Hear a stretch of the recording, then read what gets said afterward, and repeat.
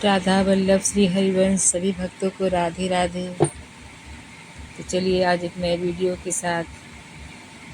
अभी चल रहा है पितृपक्ष का महीना, तो कुछ लोग ऐसा बोलते हैं कि इस महीने में, इस माह में मतलब भगवान की पूजा नहीं करनी चाहिए, पितृ लोग आते हैं। लेकिन हमारा ऐसा मानना है कि ये धारणा बहुत गलत है। भगवान की पूजा अवश्य ही करनी चाहिए। डेली की बात जैसे करते हैं वैसे ही करिए, बल्कि थोड़ा ज़्यादा ही करना चाहिए। 16 दिन का जो ये पक्ष है बहुत ही खास होता है। हमारे पितृ लोग धरती पर आते हैं, देखते हैं कि हमारे वंशज क्या कर रहे हैं। और ठाकुर जी तो सर्वोपरि हैं। जिसके घर में ठाकुर जी की सेवा होती है उनको तो कुछ ज़्यादा ही ध्यान रखना चाहिए, क्योंकि पूरी सृष्टि भगवान विष्णु से ही प्रकट होती है और उन्हीं में समाहित हो जाती है। इस बात को सबको पता होना ही चाहिए। फिर पूजा क्यों नहीं करनी चाहिए?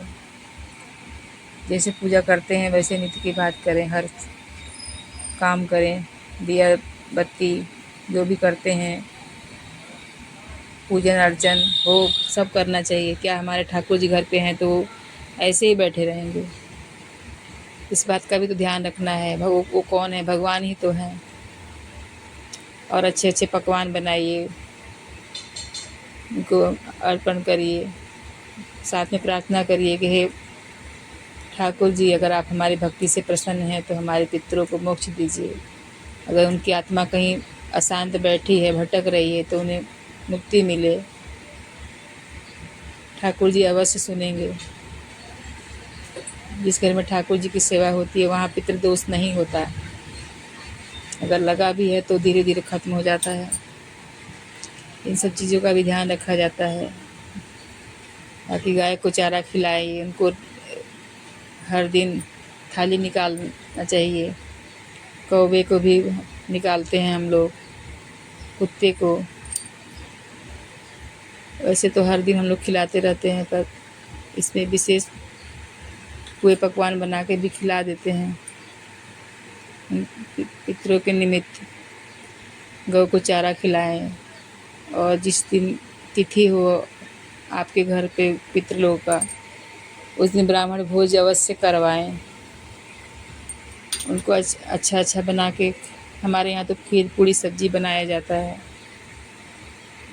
ब्राह्मण भोज रखें, उनको यथासंभव जो आपके पास हो, वस्त्र, छाता, कुछ दक्षिणा भी दें, फल फूल मिठाई, ताकि ब्राह्मण संतुष्ट हो करके जाएं। और उनसे हाथ जोड़ के प्रार्थना करें कि आप प्रसन्न होइए। ऐसा मन में भाव रखिए। पितृपक्ष में ये सब चीज़ें करने पर अपने पितृ देवता प्रसन्न होते हैं और ठाकुर जी प्रसन्न होते हैं। इन सब चीज़ों का विशेष ध्यान रखा जाता है। और ठाकुर जी की तो विशेष कृपा होती ही है, क्योंकि उनकी सेवा करेंगे तो जो भी समस्याएं अपने जीवन में है वो धीरे धीरे करके सब समाप्त हो जाती हैं।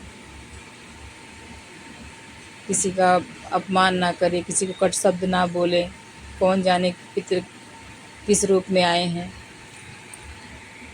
हमेशा प्रसन्न रहें, दान दक्षिणा करें, भक्ति पूजा पाठ जो भी करते हैं वो करते ही रहें।